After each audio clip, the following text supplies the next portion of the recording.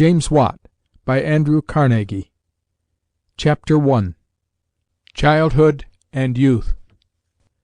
James Watt, born in Greenock, January 19th, 1736, had the advantage so highly prized in Scotland of being good kith and kin.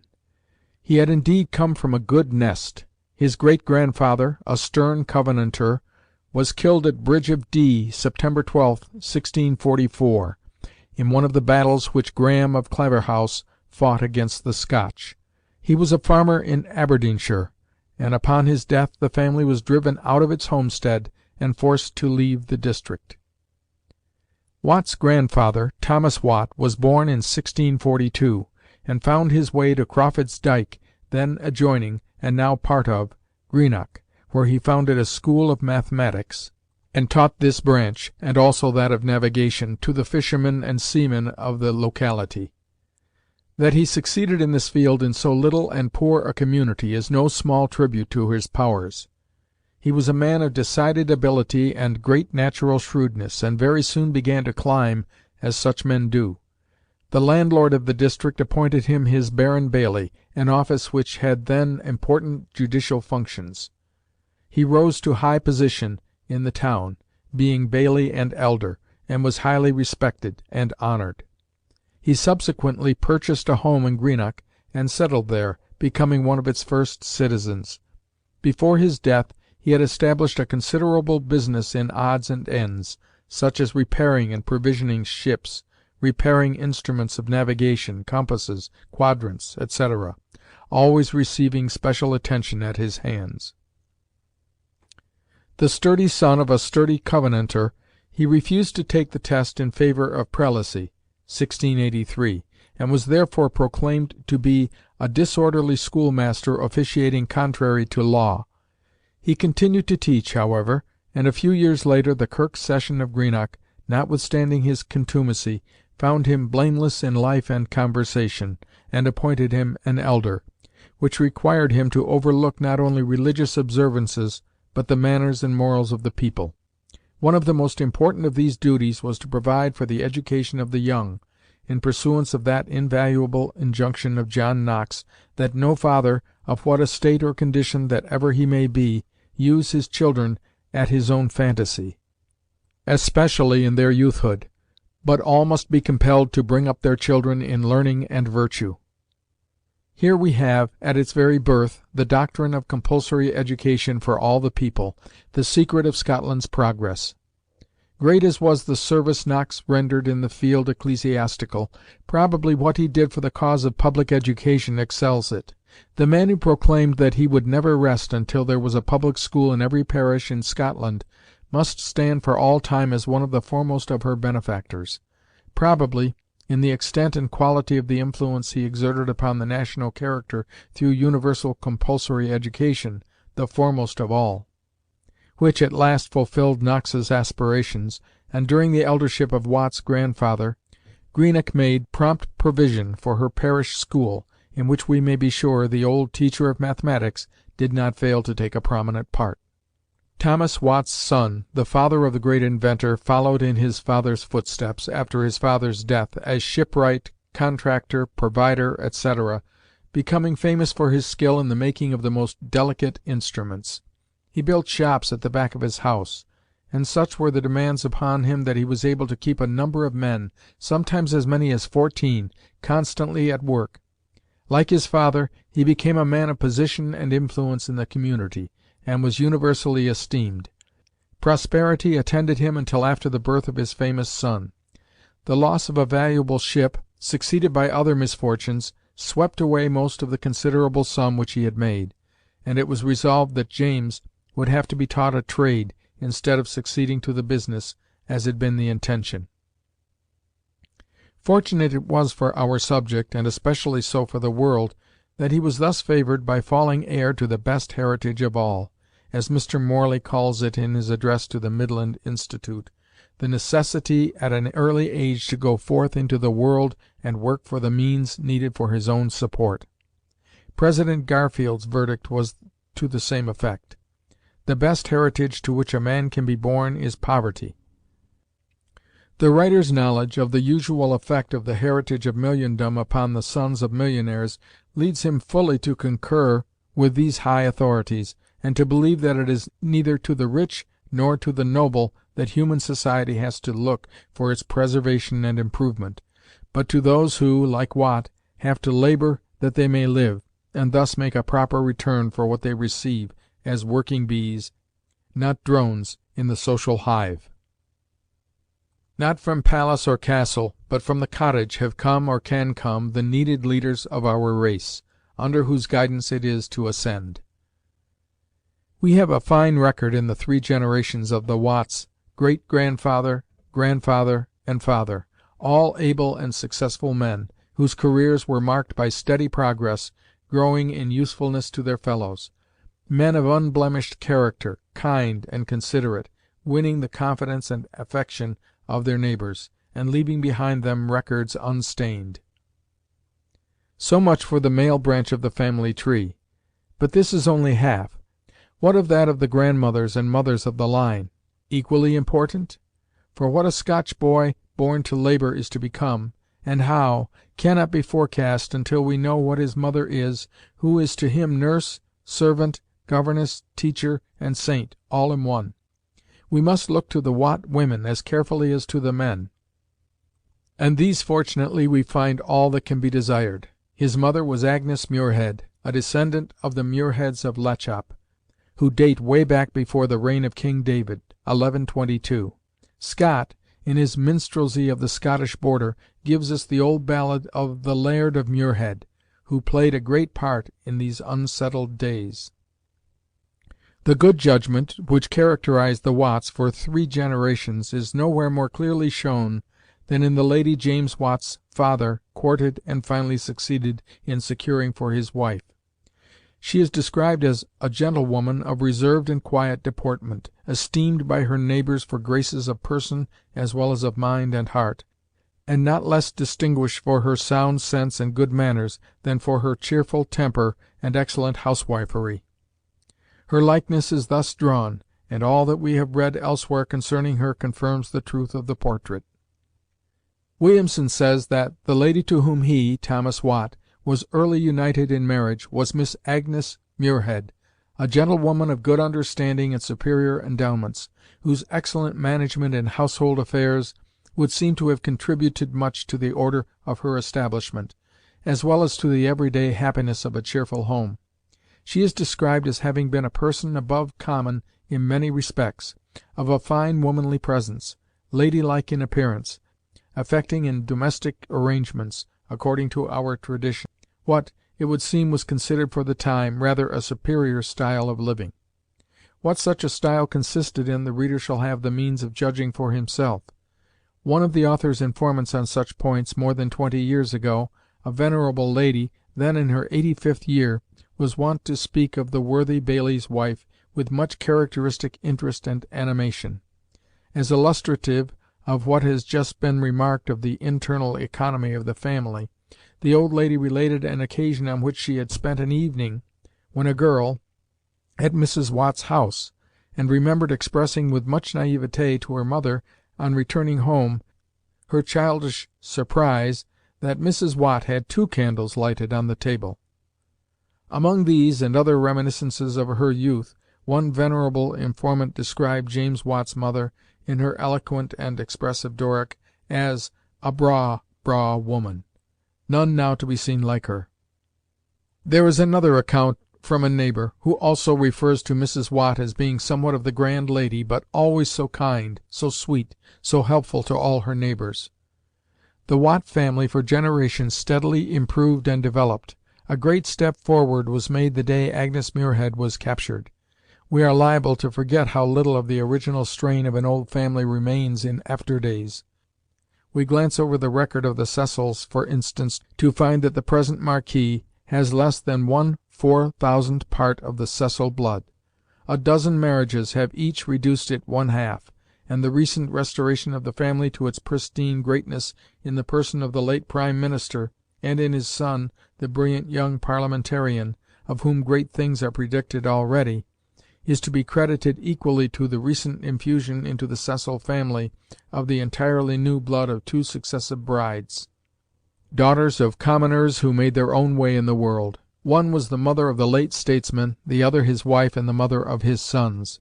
So with the Watt family, of which we have records of 3 marriages. Our Watt, therefore, had but 1/8 of the original Watt strain, 7/8 being that of the 3 ladies who married into the family.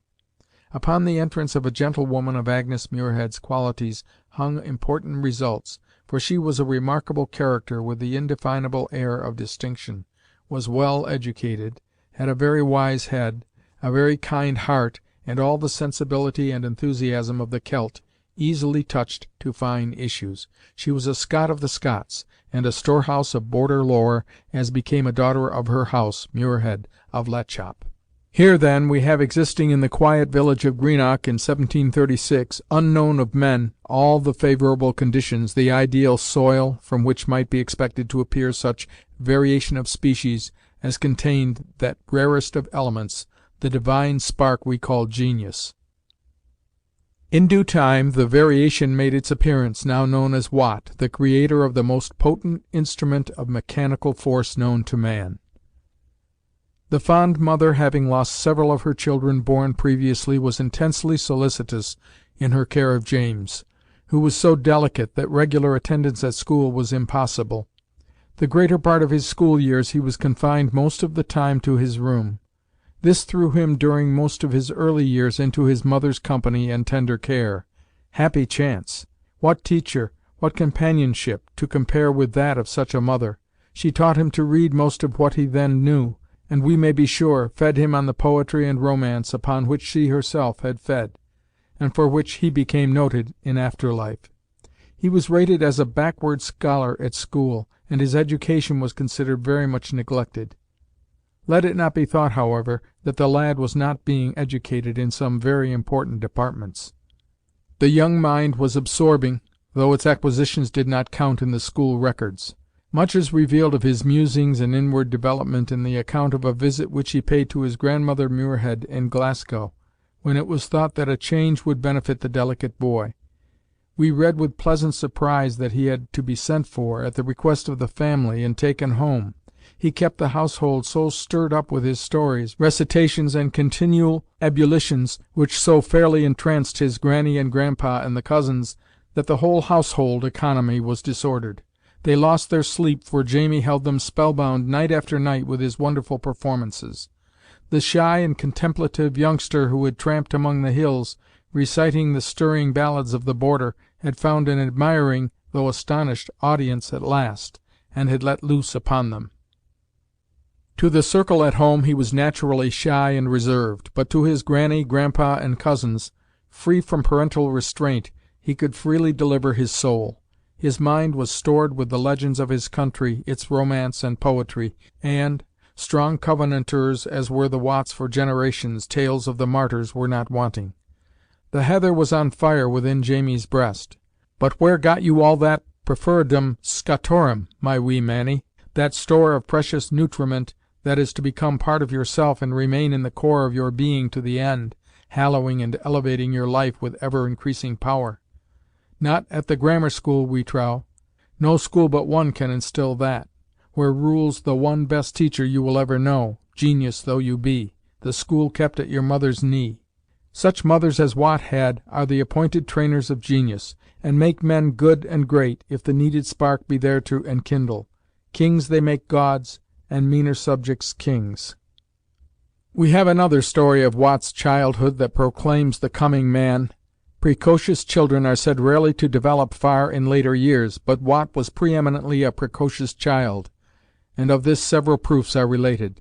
A friend, looking at the child of 6, said to his father, "You ought to send your boy to a public school, and not allow him to trifle away his time at home."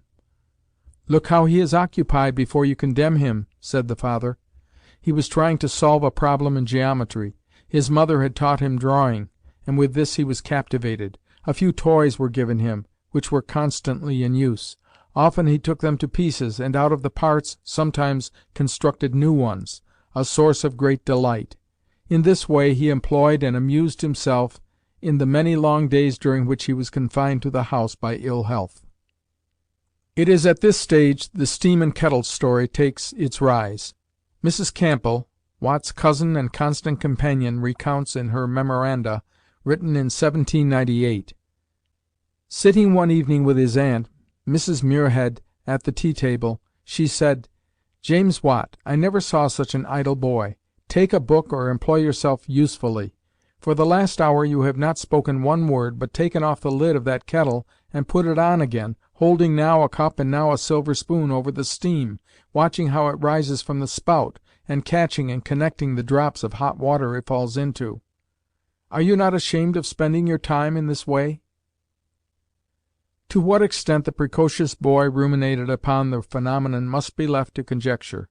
Enough that the story has a solid foundation upon which we can build. This more than justifies us in classing it with Newton and the apple, Bruce and the spider, Tell and the apple, Galvani and the frog, Volta and the damp cloth, Washington and his little hatchet. A string of gems, amongst the most precious of our legendary possessions. Let no rude iconoclast attempt to undermine one of them. Even if they never occurred, it matters little. They should have occurred, for they are too good to lose. We could part with many of the actual characters of the flesh in history without much loss. Banish the imaginary host of the spirit, and we were poor indeed. So with these inspiring legends. Let us accept them and add others gladly as they arise, inquiring not too curiously into their origin. While Watt was still in boyhood, his wise father not only taught him writing and arithmetic, but also provided a set of small tools for him in the shop among the workmen. A wise and epoch-making gift, for young Watt soon revealed such wonderful manual dexterity, and could do such astonishing things, that the verdict of one of the workmen, "Jamie has a fortune at his finger ends," became a common saying among them. The most complicated work seemed to come naturally to him. One model after another was produced to the wonder and delight of his older fellow workmen. Jamie was the pride of the shop, and no doubt of his fond father, who saw with pardonable pride that his promising son inherited his own traits, and gave bright promise of excelling as a skilled handicraftsman. The mechanical dexterity of the Watts, grandfather, father, and son, is not to be belittled, for most of the mechanical inventions have come from those who have been cunning of hand and have worked as manual laborers, generally in charge of the machinery or devices which they have improved. When new processes have been invented, these also have usually suggested themselves to the able workmen as they experienced the crudeness of existing methods. Indeed, few important inventions have come from those who have not been thus employed. It is with inventors as with poets. Few have been born to the purple or with silver spoons in their mouths, and we shall plainly see later on that had it not been for Watt's inherited and acquired manual dexterity, it is probable that the steam engine could never have been perfected, so often did failure of experiments arise solely because it was in that day impossible to find men capable of executing the plans of the inventor. His problem was to teach them by example how to obtain the exact work required when the tools of precision of our day were unknown, and the men themselves were only workmen of the crudest kind. Many of the most delicate parts, even of working engines, passed through Watt's own hands, and for most of his experimental devices he had himself to make the models. Never was there an inventor who had such reason to thank fortune that in his youth he had learned to work with his hands. It proved literally true, as his fellow workmen in the shop predicted, that Jamie's fortune was at his finger ends. As before stated, he proved a backward scholar for a time at the grammar school. No one seems to have divined the latent powers smouldering within. Latin and Greek classics moved him not, for his mind was stored with more entrancing classics, learned at his mother's knee.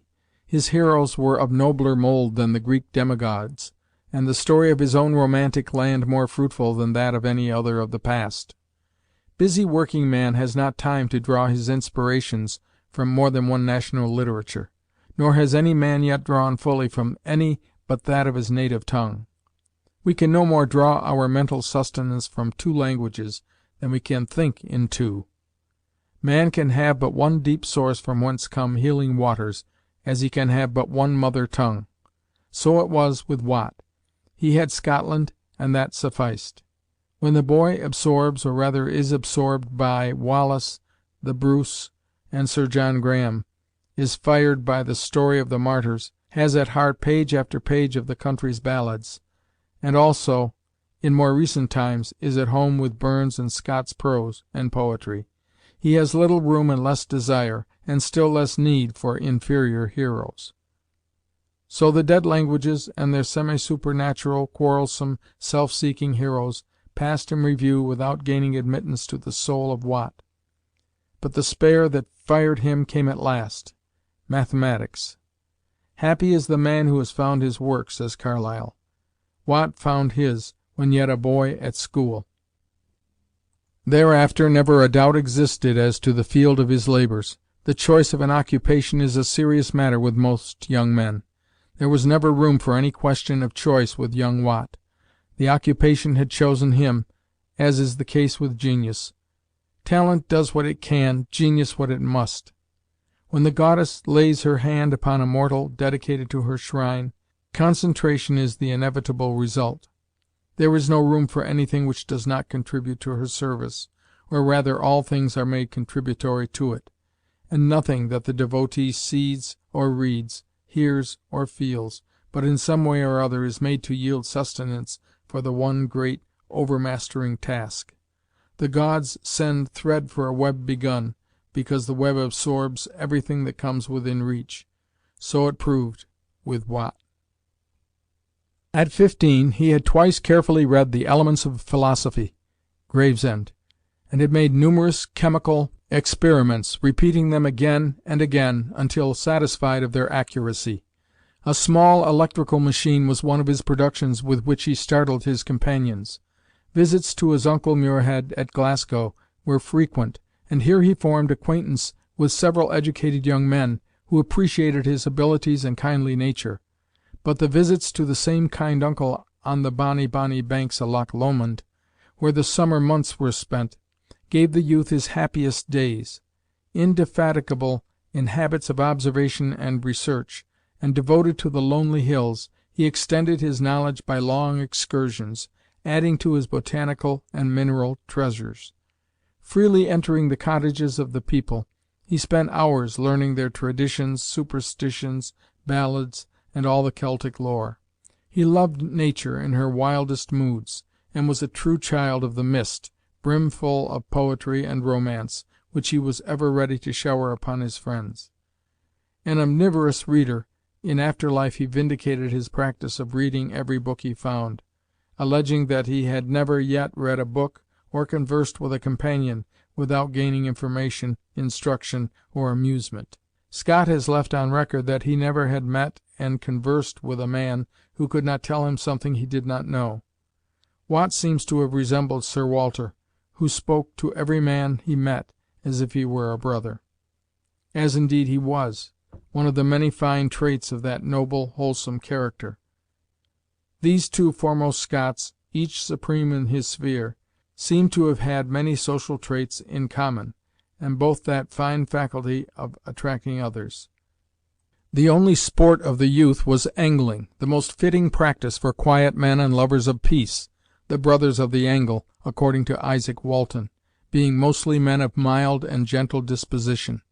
From the ruder athletic games of the school he was debarred, not being robust, and this was a constant source of morbid misery to him, entailing as it did separation from the other boys. The prosecution of his favorite geometry now occupied his thoughts and time, and astronomy also became a fascinating study.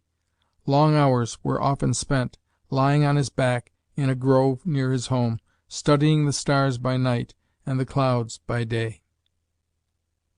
Watt met his first irreparable loss in 1753, when his mother suddenly died.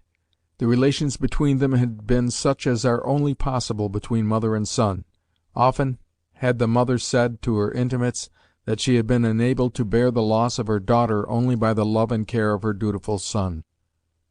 Home was home no longer for Jamie, and we are not surprised to find him leaving it soon after she who had been to him the light and leading of his life had passed out of it. Watt now reached his 17th year. His father's affairs were greatly embarrassed. It was clearly seen that the two brothers, John and James, had to rely for their support upon their own unaided efforts. John, the elder, some time before this had taken to the sea and been shipwrecked, leaving only James at home. Of course, there was no question as to the career he would adopt. His fortune lay at his fingers' ends, and accordingly he resolved at once to qualify himself for the trade of a mathematical instrument-maker, the career which led him directly in the pathway of mathematics and mechanical science, and enabled him to gratify his unquenchable thirst for knowledge thereof. Naturally, Glasgow was decided upon as the proper place in which to begin, and Watt took up his abode there with his maternal relatives, the Muirheads, carrying his tools with him. No mathematical instrument-maker was to be found in Glasgow, but Watt entered the service of a kind of jack-of-all-trades, who called himself an optician, and sold and mended spectacles, repaired fiddles, tuned spinets, made fishing-rods and tackle, etc. Watt, as a devoted brother of the angle, was an adept at dressing trout and salmon flies, and handy at so many things that he proved most useful to his employer. But there was nothing to be learned by the ambitious youth. His most intimate schoolfellow was Andrew Anderson, whose elder brother, John Anderson, was the well-known professor of natural philosophy, the first to open classes for the instruction of working-men in its principles. He bequeathed his property to found an institution for this purpose, which is now a college of the university. The professor came to know young Watt through his brother, and Watt became a frequent visitor at his house. He was given unrestricted access to the professor's valuable library, in which he spent many of his evenings. One of the chief advantages of the public school is the enduring friendships boys form there, first in importance through their beneficial influence upon character, and second as aids to success in after life. The writer has been impressed by this feature, for great is the number of instances he has known where the prized working boy or man in position has been able, as additional force was required, to say the needed word of recommendation, which gave a start or a lift upward to a dearly cherished schoolfellow. It seems a grave mistake for parents not to educate their sons in the region of home, or in later years in colleges and universities of their own land, so that early friendships may not be broken, but grow closer with the years. Watt, at all events, was fortunate in this respect. His schoolmate, Andrew Anderson, brought into his life the noted professor with all his knowledge, kindness, and influence, and opened to him the kind of library he most needed. End of Chapter 1.